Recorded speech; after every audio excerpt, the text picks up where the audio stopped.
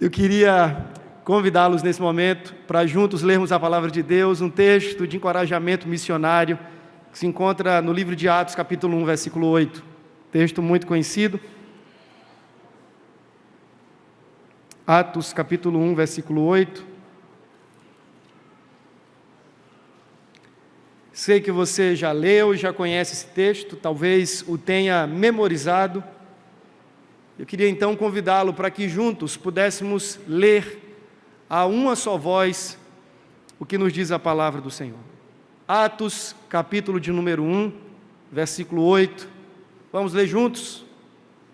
Mas recebereis poder ao descer sobre vós o Espírito Santo, e sereis minhas testemunhas, tanto em Jerusalém, como em toda a Judéia e Samaria, e até aos confins da terra. Amém.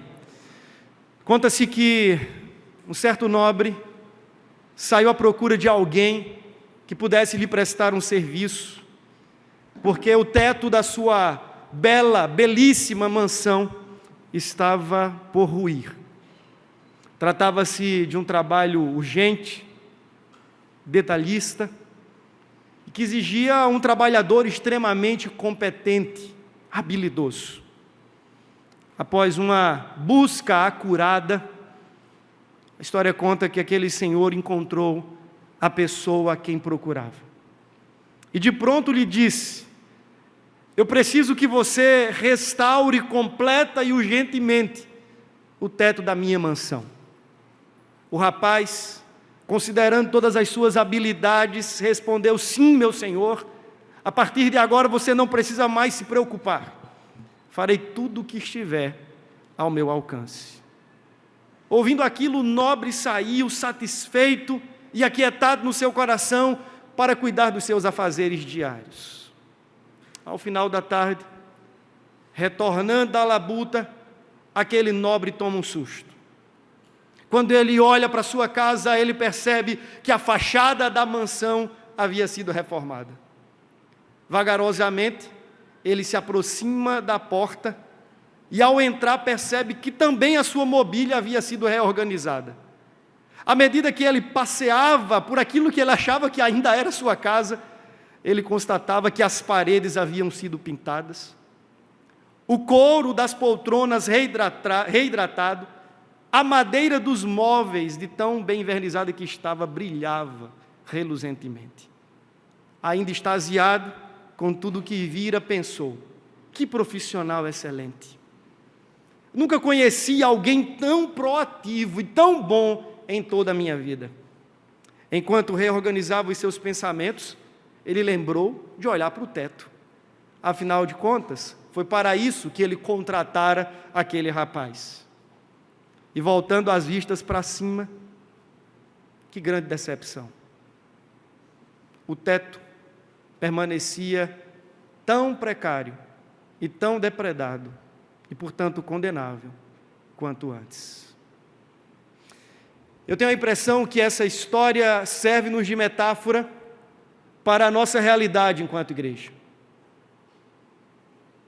A minha percepção, que pode estar equivocada, e até oro para que esteja, é de que como igreja nós estamos fazendo muitas coisas, coisas boas, legítimas, genuínas, mas estamos deixando de fazer aquilo que é a nossa competência primária, a nossa tarefa primordial.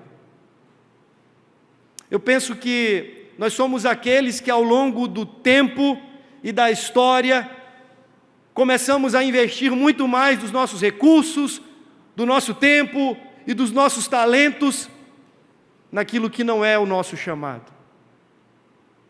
Passamos muito tempo enquanto igreja lustrando móveis, pintando paredes, cuidando dos jardins, reformando fachadas e fazendo coisas dessa natureza, enquanto que nos olvidamos e nos esquecemos da ordem primordial do Cristo, que implica em irmos por todo o mundo e fazermos discípulos para si. Eu não sei se você tem essa sensação como cristão, como crente em Jesus. A sensação de que nós estamos passando a vida enxugando gelo, apagando incêndio e fazendo um monte de coisa que, por mais louvável que seja, por mais que nos dê um carimbo de bons crentes, são coisas irrelevantes no que diz respeito ao grande chamado de Deus para nós, enquanto seu povo. Eu temo, no mais profundo do meu coração, que no dia em que nós nos encontraremos com o nosso Mestre, que sejamos, de alguma forma, confrontados pela nossa falta de cuidado, de urgência e de prioridade, quanto à necessidade de sermos aqueles que levarão adiante a mensagem do Evangelho, até que Ele venha. O livro de Atos dos Apóstolos, você deve lembrar, é a continuidade daquilo que Lucas escreveu para Teófilo no Evangelho que carrega o seu nome.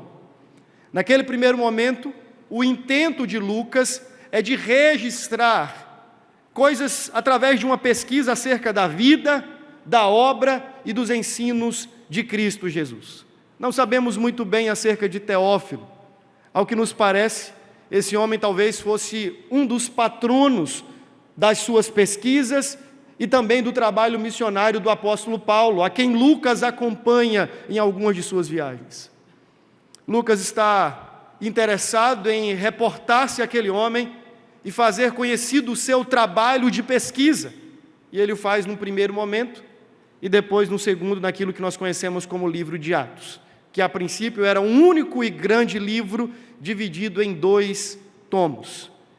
Se no primeiro momento Lucas se preocupa em registrar as notas e os eventos que dizem respeito ao ministério público de Jesus, no segundo momento ele passa a registrar o ministério de Cristo através da sua igreja, aquilo que poderíamos chamar de ministério celestial de Cristo.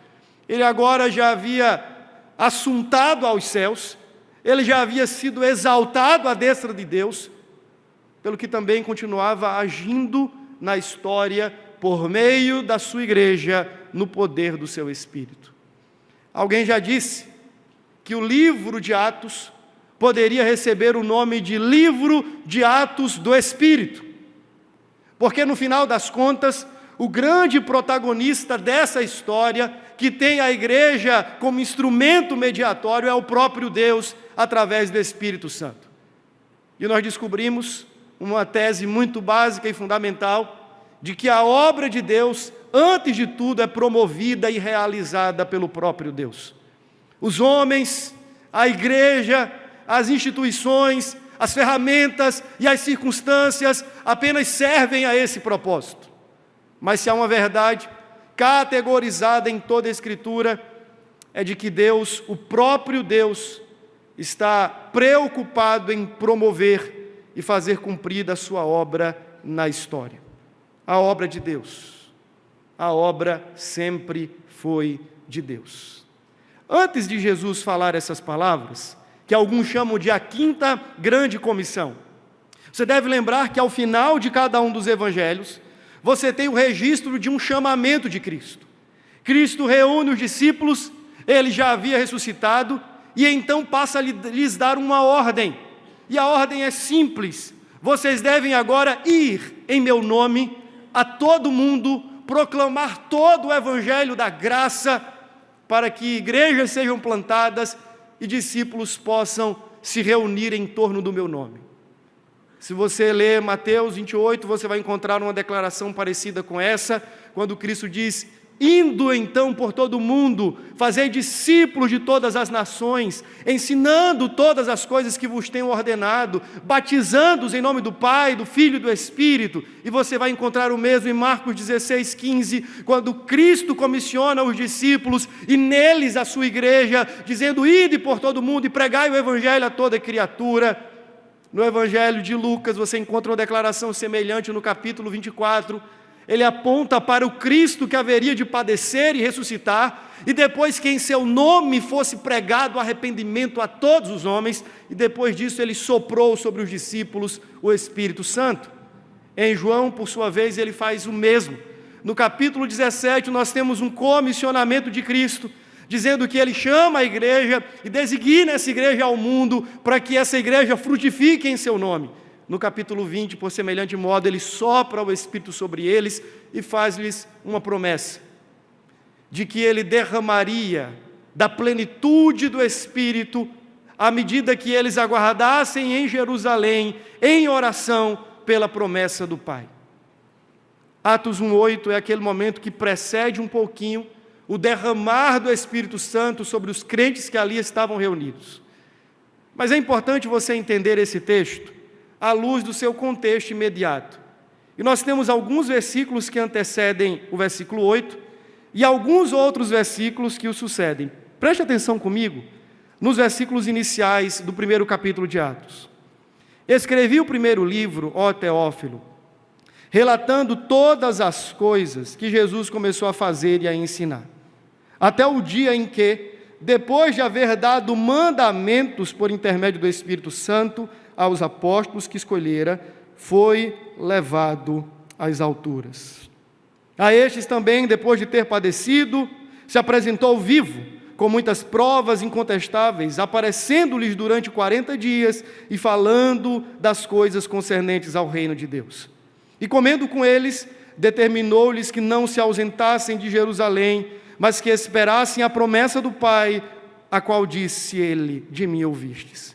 Porque João, na verdade, batizou com água, mas vós sereis batizados com o Espírito Santo, não muito depois desses dias. Se você observar, os versículos 1 e 2 retrata dois momentos específicos do ministério de Jesus. O momento da sua encarnação, da sua vida terrena, onde ele chama os discípulos, e um segundo momento onde ele é assunto aos céus. Me parece que o que está em jogo aqui é a seguinte pergunta: o que a igreja, o que os discípulos de Cristo devem fazer entre a primeira e a segunda vinda do Redentor?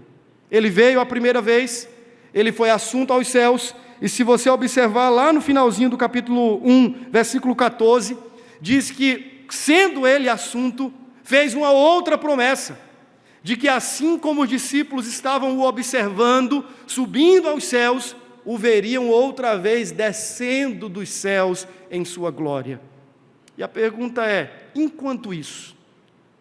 E até que ele venha? E enquanto ele não vem? E até que esse dia chegue, em que Cristo virá ao nosso encontro em glória, o que nós deveremos fazer aqui? Qual é o nosso trabalho, qual é o nosso compromisso, enquanto Cristo vem buscar o seu povo? Eu penso que, quando a gente olha para esse texto, fica-nos claro que o que está em voga é exatamente a pregação do Evangelho. Entre a primeira e a segunda vinda de Cristo, há um chamado e há um imperativo que precisa ser obedecido por cada um de nós crentes em Jesus. E esse chamado é simples o suficiente para cada um de nós entendermos. E se resume em ir, cheios do Espírito Santo, a cada parte, começando por Jerusalém, até o último lugar da terra, pregando o Evangelho e testemunhando acerca de Cristo Jesus. Eu sei que isso não é absolutamente novo para você. A pergunta que eu lhe faço nessa noite é se você, como crente, está comprometido com esse chamado. Se você, como cristão, pode avaliar a sua vida dizendo assim: até que ele venha, compreendendo essa dimensão da primeira até a segunda vinda de Cristo, eu posso dizer nessa noite que estou devidamente comprometido com fazer discípulos para a glória de Cristo. Eu queria que você pensasse um pouquinho e respondesse para o seu próprio coração se a sua vida, se a sua maneira de viver responde a esse chamado. Como é que você tem vivido, meu irmão? Cristão, filho de Deus, resgatado por Cristo Jesus. Esse texto aponta-nos, irmãos, aquilo que eu tenho chamado de fundamentos, encorajamentos para a missão de Deus para o seu povo. E muitos falam do trabalho missionário como sendo algo feito por mãos profissionais. E dizem que o grande trabalho missionário é feito por aqueles que são doutos, que recebem algum tipo de chancela, de distintivo, de diploma, de canudo na mão, quando na verdade nós aprendemos que à luz das Escrituras, todo crente em Jesus, todo aquele que recebe o Espírito de Deus, tem uma convocação inata, uma responsabilidade, ao mesmo tempo um privilégio inatos, para irem e fazerem discípulos para Cristo. E a tese é simples. Pensa comigo, qual é o principal ministério do Espírito Santo? Segundo a Bíblia, João capítulo 14 e João capítulo 16, qual é a principal obra, qual é o principal ministério do Espírito? E segundo nos é ensinado na palavra, o principal ministério do Espírito Santo é testificar sobre Cristo, é dar testemunho acerca do Filho.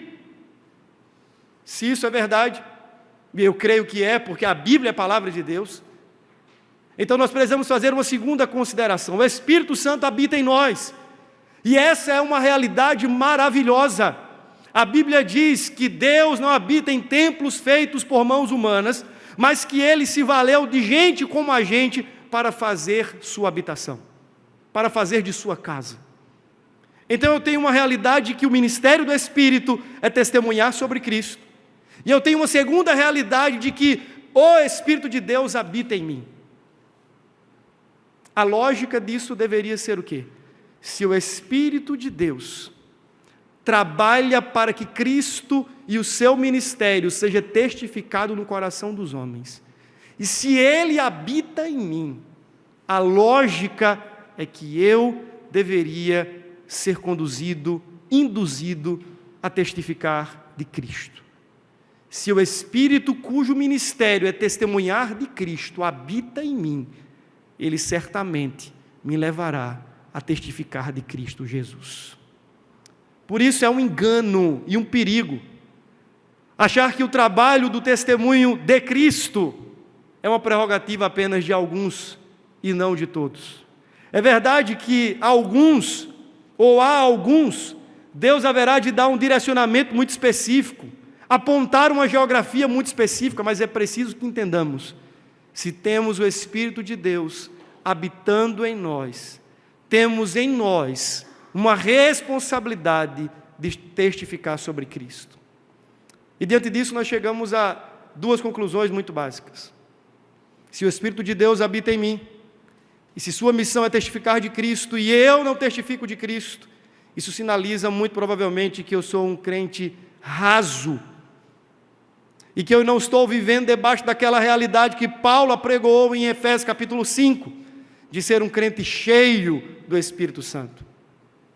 Muito provavelmente eu tenho guiado a minha vida, os meus planos fúteis têm guiado a minha vida, os meus desejos terrenais, pueris, têm guiado a minha vida, as minhas ambições temporais têm guiado a minha vida, porque se de fato eu fosse um homem, e se você é uma mulher cheia do Espírito Santo, a consequência e o resultado imediato disso é que o Espírito que testifica de Cristo haverá de lhe levar a testificar de Cristo também. Ou então o problema é ainda mais sério. Você não conhece a Cristo. Ou você é um crente que está vivendo em rebelião, ou você é um crente que não é crente. Alguém que se diz crente, mas que não conhece a Cristo. Charles Spurgeon, em um dos seus sermões, de forma muito enfática e dura, disse o seguinte: ou você é um missionário, ou é um impostor. Não dá para ser as duas coisas ao mesmo tempo. E esse estilo de vida que a gente tem falado aqui, um estilo de vida autocentrado, na síndrome da unha encravada, como diria Stott, olhando demasiadamente para nós e para o nosso umbigo. Isso reflete muito mais do que simplesmente uma falta de qualificação e de preparo ou coisas dessa natureza. Isso reflete frieza espiritual. Eu preguei durante muitos anos, sobre a necessidade da igreja ser mobilizada para o trabalho missionário. E eu lembro que com 17 anos eu pregava e esse era o meu tema único. Eu era monotemático. Onde quer que me chamavam, onde quer que eu fosse, eu só pregava sobre uma coisa: a necessidade de todo crente falar de Jesus. Depois de um tempo eu parei de pregar sobre isso. E alguém me perguntou: você não acredita mais nisso? Eu falei: creio. Só que eu acho que agora eu entendi que a causa da inanição e da omissão da igreja se deve a um fator muito mais profundo. É a falta de um compromisso com o Espírito de Deus. E aí eu passei a pregar sobre despertamento espiritual. Porque quando a gente olha para a história, a gente descobre que todas as vezes que Deus encharca o seu povo com a sua presença, todas as vezes que o Espírito de Deus é derramado, todas as vezes que Deus resolve visitar a sua igreja de uma forma especial e sobrenatural, o resultado quase que imediato é uma propagação e uma proclamação do nome de Cristo com ousadia e com intrepidez no poder do Espírito Santo. Você olha para a igreja em Atos e você descobre isso claramente. Os irmãos estavam trancafiados, a perseguição estava como um cerco montado ao redor daquela igreja. Eles estavam intimidados, mas então, quando foram encharcados pelo poder do Espírito, pela visitação e pela presença do Espírito, saíram rua fora a pregar o nome de Cristo, mesmo sendo expostos a prisões, a açoites, a rechaços. Eles estavam ali declarando o nome de Cristo Jesus, porque haviam recebido o poder de Deus e não conseguiam mais permanecer calados. No texto que nós lemos, eu considero 3 grandes verdades que dizem respeito a essa motivação, a esse fundamento para o trabalho missionário e para o testemunho de cada cristão. O primeiro deles está no fato de que a igreja de Jesus Cristo precisa compreender-se como uma comunidade que nós vamos chamar aqui de comunidade pneumática. É uma comunidade do Espírito, onde o Espírito está agindo, onde o Espírito está dirigindo, onde o Espírito está empoderando os crentes, onde o Espírito está fazendo a obra de Deus por meio de homens e de mulheres de Deus. A igreja, meus irmãos, não é uma agência de homens e mulheres meramente intelectuais. A igreja não é o ajuntamento de pessoas que entendem bem desse negócio chamado fé. A igreja, já dizia um certo comentarista, é a comunidade do Espírito. Pelo menos deveria ser a comunidade do Espírito. Preste atenção em algo que é muito comum e padrão, um paradigma em toda a Bíblia. Volte comigo lá para o Antigo Testamento e lembre-se de 3 categorias, 3 ofícios, 3 grupos de pessoas que desempenhavam tarefas específicas para Deus. No Antigo Testamento você tem os profetas, os sacerdotes e os reis. Vocês lembram disso? 3 grupos, 3 categorias de pessoas que eram chamadas e designadas por Deus para o cumprimento de uma tarefa. Você deve lembrar também que a autorização legal para que cada um daqueles homens desempenhassem aquele papel era eles serem ungidos. Ninguém poderia se auto-intitular rei. Ninguém poderia se auto-intitular profeta. Era necessário ser separado por Deus, escolhido por Deus e ungido por Deus. A unção qualificava e legalizava o ofício daquele indivíduo. Era como se fosse agora uma autorização pública de que aquele homem estava devidamente equipado para cumprir a tarefa e o desígnio do Senhor. Profetas, sacerdotes e reis. A ideia do óleo sendo derramado sobre a cabeça apontava exatamente para o poder do Espírito de Deus. Eram homens que recebiam graça de Deus, capacitação de Deus para exercerem tal ministério. Você avança um pouquinho mais e você chega no ministério de Cristo Jesus. E como começa o ministério de Cristo, irmãos? O ministério de Cristo começa com o Espírito descendo em forma de pomba sobre ele, e os céus se rasgando, e uma voz bradando, dizendo: este é o meu Filho em quem me comprazo. E diz a palavra no capítulo 4 de Mateus, que Cristo, cheio do Espírito Santo, foi levado pelo mesmo Espírito ao deserto para ser tentado. Romanos capítulo 8 vai dizer que o poder com o qual Cristo operava milagres era o poder do Espírito. E também esse mesmo poder haveria de ressuscitá-lo dentre os mortos posteriormente, como aconteceu. Então você tem profetas, sacerdotes e reis, dependentes do poder do Espírito para o exercício do ministério. Você tem Cristo, Filho de Deus, aquele que inicia o seu ministério, sendo ungido pelo Espírito de Deus. E você tem de igual forma a igreja, que é ordenada a aguardar em Jerusalém, até que do alto ela fosse revestida de poder. E esse poder viria da presença do Espírito de Deus, o mesmo padrão. O que é que Deus está fazendo? Deus está delegando à sua igreja uma autorização, um comissionamento oficial, legítimo, para que agora a igreja cumprisse o papel que os profetas, sacerdotes e reis cumpriram no Antigo Testamento, e que a igreja desse continuidade ao trabalho que Cristo iniciou durante o seu ministério terreno. Mas perceba, não sem o poder do Espírito. E Jesus disse: vocês vão ficar em Jerusalém e vocês vão aguardar até que do alto vocês sejam revestidos de poder. Duas coisas precisam ser ditas aqui. A primeira é que esse poder, que é o poder do Espírito, não se trata de uma força mística. Nós não estamos falando de uma energia especial. O poder do Espírito não é um tipo de líquido mágico que é derramado sobre nós e nós nos tornamos superpoderosos. O poder do Espírito é a presença de Deus conosco através do Espírito Santo.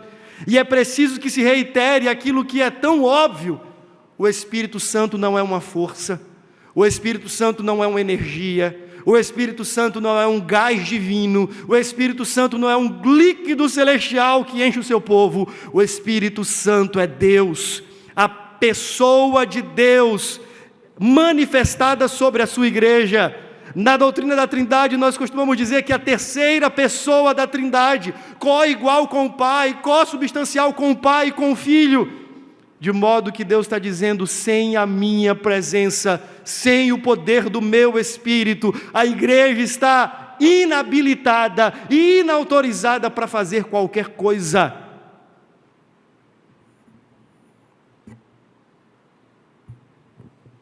Essa é a primeira questão. O Espírito Santo é Deus. A segunda questão, envolvendo esse aspecto do Espírito Santo e da presença de Deus sendo derramada sobre o povo de Deus, é a lógica que também está presente em todo o Antigo Testamento. Você deve lembrar que quando Moisés e Josué estavam naquele período de transição, Moisés, servo de Deus, agora era morto, e Josué recebe a incumbência de transicionar com ele e conduzir o povo até a terra de Canaã. Deus reitera uma promessa de que estaria com ele. E como havia sido com Moisés, assim seria com Josué. Me parece que há uma ideia de transição acontecendo aqui. No primeiro momento, Deus em Cristo está agindo. No segundo momento, Deus em Cristo, no poder do Espírito, está agindo por intermédio da igreja. Mas no final das contas, a condição é a mesma: a presença de Deus com o seu povo. Uma transição que implica na continuidade do propósito e da missão. Agora pensa comigo, meu querido irmão. Se Jesus Cristo, sendo Filho de Deus,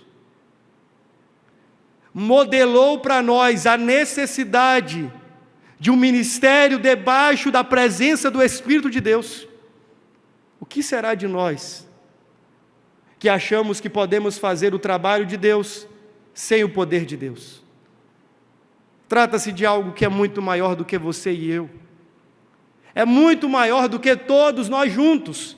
Eu estou falando de uma causa que é grande o suficiente para que nós não demos contas sozinhos, de modo que se estabelece aqui uma tese, a tese de que a obra de Deus só pode ser feita pelo poder de Deus. E todo intento, toda iniciativa, toda proposta contrária a essa findará num grande fracasso. E eu não estou falando agora para líderes, pastores, presbíteros, diáconos, missionários, eu estou falando para cada crente. Cumprir o ministério cristão, divorciando-nos da presença, do poder de Deus e da graça de Deus, é caminhar rumo a um grande fracasso, porque trata-se de algo maior do que nós, e nós precisamos do poder de Deus. Certamente, boa parte do fracasso da igreja contemporânea, já dizia Francis Schaeffer, está no fato de que ela passou a confiar demais nas estratégias, nas personalidades carismáticas, nos líderes de renome, nos famosos medalhões, e deixou de confiar em Deus. Parte do fracasso nosso enquanto igreja, da nossa insipidez, da nossa irrelevância, se deve ao fato de que nós deixamos de confiar na presença do Senhor conosco, de nos enxergarmos tão somente como objetos de mediação da ação de Deus, e passarmos a olhar para nós mesmos como aqueles que se bastam. E ao invés de estarmos orando por mais poder de Deus, estamos orando sempre por mais dinheiro. Ao invés de estarmos orando por mais graça e mais poder dos céus sobre a nossa vida, estamos orando por circunstâncias favoráveis. Não é sobre isso, meus irmãos. O trabalho de Deus só pode ser feito no poder de Deus. Uma igreja que avança saudavelmente é uma igreja que confia no poder de Deus. Ela não depende das estratégias humanas, nem dos grandes nomes, mas depende de Deus.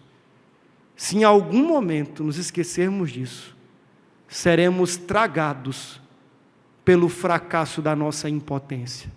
Mas há uma outra consideração. Diz que nós receberíamos poder, e a palavra é dínamos, ao descer sobre nós o Espírito Santo, com vistas ao quê?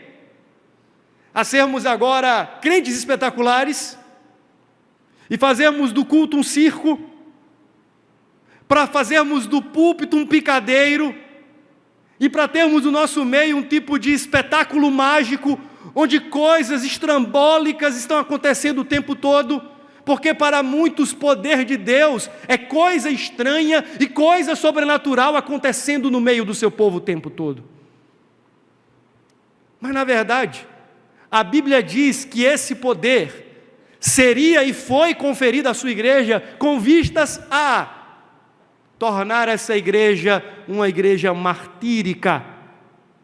A palavra testemunha que aparece para nós no texto em português é uma palavra que vem do grego, de onde surge a nossa palavra mártire, é martirê, aquele que é testemunha de uma causa e aquele que está disposto a dar a sua vida por esta causa. Veja, o Espírito Santo está sendo derramado sobre a igreja, que ora seria perseguida, como foi brutalmente, e esse poder do Espírito daria àquela igreja a capacidade de permanecer, mesmo diante da perseguição horrenda, mesmo diante das acusações, das prisões, das espadas, dos escárnios, das blasfêmias. O Espírito Santo estaria ali capacitando a sua igreja a permanecer firme no testemunho, quer na vida, quer na morte. O que Jesus está fazendo aqui é algo profundamente sério, meu querido irmão. Jesus está chamando uma igreja a um testemunho de vida e morte. Veja, nós temos a impressão de que a vida cristã é como um tipo de Disney espiritual, onde nós temos os nossos parques dominicais, os nossos eventos especiais, que nós compramos o nosso ingresso e entramos e curtimos a nossa festa. A vida cristã está muito mais para um campo de concentração, onde o tempo todo nós estamos aguardando que alguém chame o nosso número para caçar a nossa cabeça. A vida cristã, à luz da Bíblia, está muito mais para um campo de batalha, para uma arena, do que para uma ilha paradisíaca. É tanto que Jesus, mais de uma vez, advertiu os discípulos, dizendo assim: cuidem, vocês serão perseguidos, perseguiram a mim, chamaram a mim de maioral dos demônios, farão o mesmo com vocês. Acautelai-vos, levaram tantos à prisão, estão correndo a todo custo para tentarem tragar a minha vida, farão o mesmo com vocês. Mas não tenham medo daqueles que podem matar o corpo e não podem matar a alma. Temam antes a Deus, aquele que pode matar tanto o corpo quanto fazer a alma perecer no inferno. Jesus advertiu a sua igreja mais de uma vez de que essa igreja seria perseguida. O apóstolo Paulo, quando escreve a sua carta aos Efésios, encerra a carta falando sobre a armadura de Deus, dizendo que, de alguma maneira, só poderemos vivenciar os princípios anteriormente estabelecidos e ensinados, se compreendermos que dependemos de Deus, porque estamos numa arena de guerra, onde o mundo, a carne e Satanás estão diariamente intentando contra nós. E diante disso, o texto sagrado diz que nós recebemos o poder de Deus para sermos testemunhas, mesmo que diante da morte. Nós ouvimos alguns testemunhos lá na Colômbia, de um pastor em especial, que fora perseguido, a começar da sua casa, foi rechaçado da sua casa, foi expulso da sua casa, posteriormente foi vítima de agressões físicas, esbofeteado pelo seu próprio povo, porque pregava o Evangelho. Ouvimos de irmãos que, por se converterem a Cristo, foram expulsos da aldeia, expulsos da comunidade, e aqui nós estamos, com a liberdade que nos é conferida, com toda a gratuidade que a fé nos permite ter como povo de Deus. E que bênção, irmãos! Mas ao mesmo tempo não temos aproveitado essa bênção e esse privilégio por tornarmos Cristo conhecido a outros. A verdade é que, segundo Jesus, o testemunho cristão é um testemunho que assume riscos. A fé cristã é uma fé que assume riscos. Imagine-se agora, estando num país, num daqueles países considerados janelas ou cortinas de ferro, onde o Evangelho não entra com tanta facilidade, onde, se você for pego com a Bíblia, você é preso e pode ser morto. Imagine-se agora como um cristão que, por causa de Cristo, da fé em Cristo e do nome de Cristo, teve os seus bens arrancados, foi expulso do seu trabalho, perdeu os seus privilégios, seus acessos, seus prestígios. Imagine-se agora como um cristão que, por causa da fé, é convidado a ser batizado no seu próprio sangue, morrendo pela causa do Cordeiro. A pergunta que eu lhe faço é: você tem considerado isso? Ou você continua achando que vai ser para sempre como é agora? Onde você pode sair de casa feliz da vida, dizendo assim: eu vou para a igreja, onde as portas estarão abertas, o Evangelho será pregado publicamente, e eu posso voltar para casa com 1, 2, 3, 10 Bíblias nas minhas mãos, e estará tudo certo, e amanhã continuarei no meu trabalho. É preciso que você entenda que o testemunho do Evangelho assume riscos. E nós precisamos entender que, conforme a palavra, ser uma testemunha de Cristo é ser alguém que está disposto, mesmo diante da morte, a dizer: Cristo é o Senhor, para a glória de Deus Pai. Por isso o Evangelho, muitas cabeças já rolaram ao longo da história. Por essa verdade, muitos irmãos já foram degolados, alguns já foram decapitados, alguns foram lançados em arenas, outros foram queimados como tochas vivas para servirem como luzeiros nos bacanais dos imperadores romanos. E você acha ainda que ser cristão é uma diversão de final de semana? E que pregar o Evangelho é algo que você faz como uma atividade meramente religiosa, institucional? Você precisa entender, meu querido, que o chamado de Cristo é para que você e eu sejamos cheios do Espírito, para, se necessário for, darmos testemunho dele, mesmo diante da morte. Por fim, o texto vai dizer que aqueles irmãos, agora cheios do Espírito, autorizados pelo Espírito e dispostos pelo poder e capacitação do Espírito a darem a vida pela causa do Evangelho, eles deveriam ir em Jerusalém, Samaria, Judeia e confins da terra. Há uma ideia nesse texto que implica em simultaneidade. Alguns dizem: pastor, o meu chamado é para Jerusalém, enquanto que o chamado do outro é para os confins da terra. Me parece que a gramática do texto não permite essa interpretação. A lógica é Jerusalém e também Samaria e também Judeia e também até os confins da terra. De modo que a nossa missão e o nosso compromisso é, como Ed Stetzer diz, é uma missão glocal. Ela é um trabalho que começa aqui, com os meus parentes, com os meus vizinhos, na minha rua, no condomínio onde eu vivo, mas que também se estende até o outro lado do mundo, atravessando fronteiras para que Cristo seja pregado onde Ele nunca fora anunciado antes.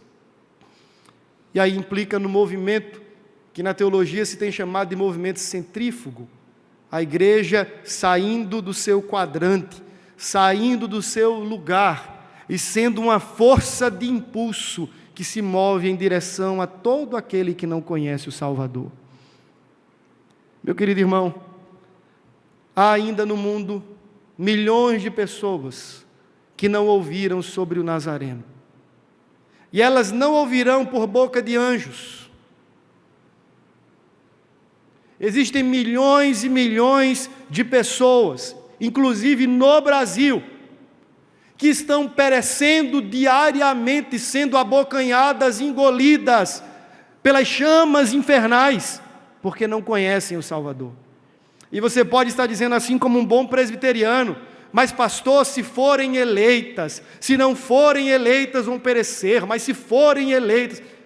O Deus que decretou a eleição, decretou também o meio pelo qual os eleitos irão a Cristo, e o meio é pregação do Evangelho.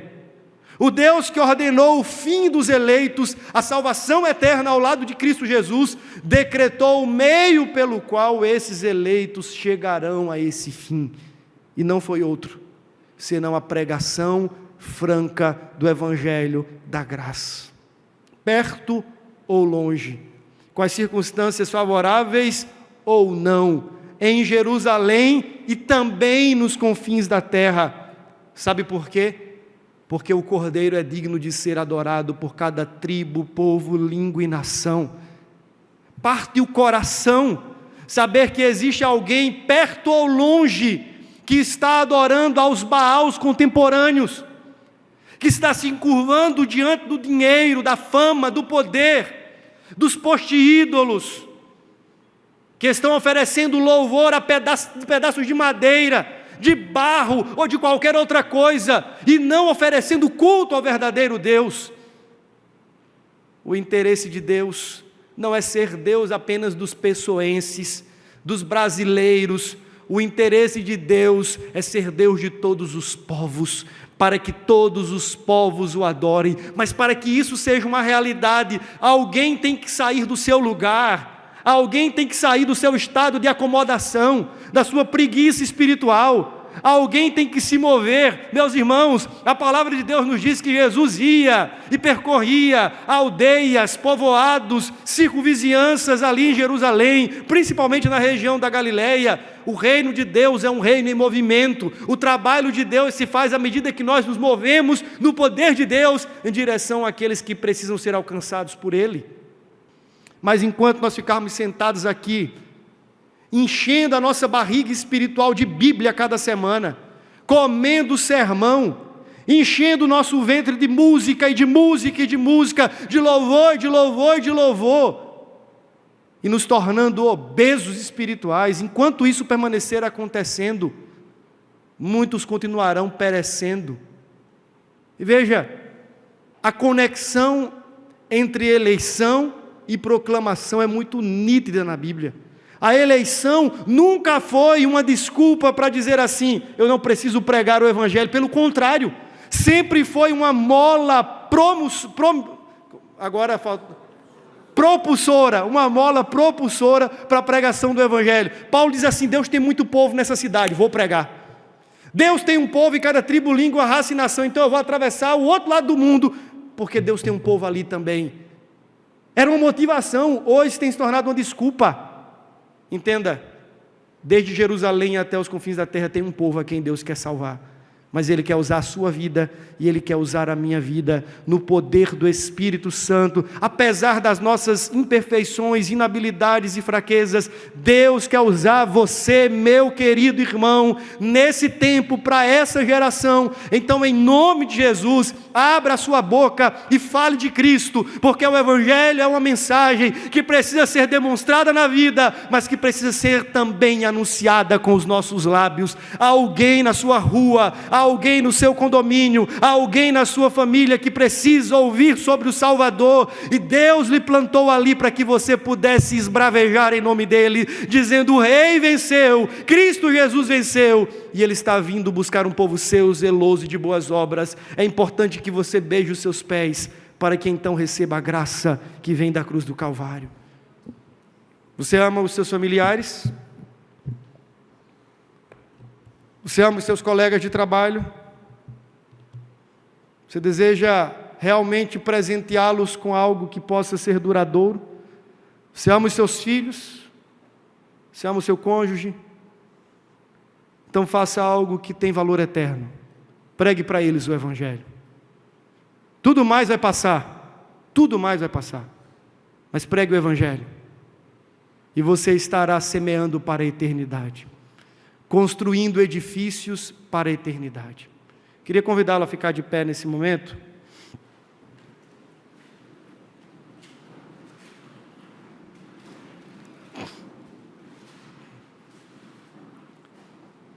Talvez você esteja dizendo assim,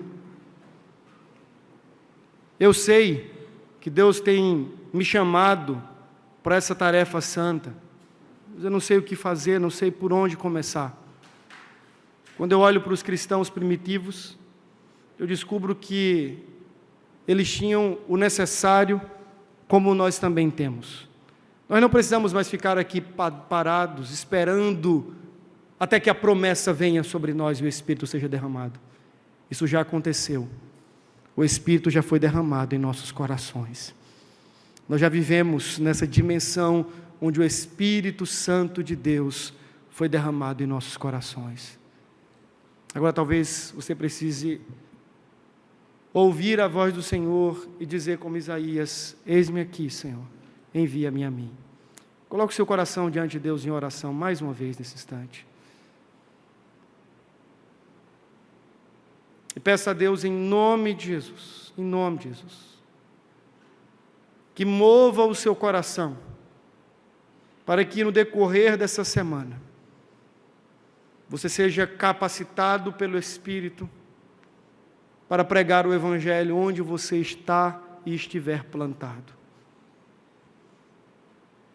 Nos lugares onde você tem trânsito, tem acesso, no seu ambiente de escola, na sua faculdade, na sua vizinhança, para os seus amigos, os colegas de trabalho. Se você se sente incapaz e desqualificado para isso, Peça a Deus: Deus, enche-me com Teu Espírito Santo. Enche-me com a Tua presença, Senhor, para que eu possa fazer isso ousadamente, intrepidamente. Se você tem medo de fazer isso, porque você pode perder benefícios, amigos e acessos, lembre-se que o Senhor está lhe convidando a ser uma testemunha disposta a pregar até a morte, se preciso for, morrendo por Cristo. Porque o Cordeiro é digno, aquele que morreu por nós, é digno de sermos testemunhas suas na vida e na morte. Considere isso um privilégio. Perder amigos por Cristo, ser perseguido por Cristo, ser rechaçado por Cristo, ter portas fechadas por amor a Cristo. Considere isso um privilégio. E não se furte de falar, por considerar que isso pode lhe trazer algum prejuízo. Prejuízo maior é ser um atalaia infiel. Faça isso perto ou longe, entendendo que Deus tem um povo para a sua glória. Saia do seu assento de acomodação e, no nome de Cristo Jesus, se mova em direção daqueles a quem Deus quer salvar. Pregue para todos. Deus chamará aqueles a quem Ele mesmo já elegeu desde antes da fundação do mundo. Nós não sabemos quem são. O nosso trabalho é pregar, pregar e pregar até que Ele venha. Obrigado a Deus pela Tua palavra. Peço que ela seja no nosso coração desafiadora, constrangedora e também animadora, para que possamos sair daqui como testemunhas fiéis do Teu Evangelho, no nome e para a glória de Jesus. Amém e amém. Você pode sentar?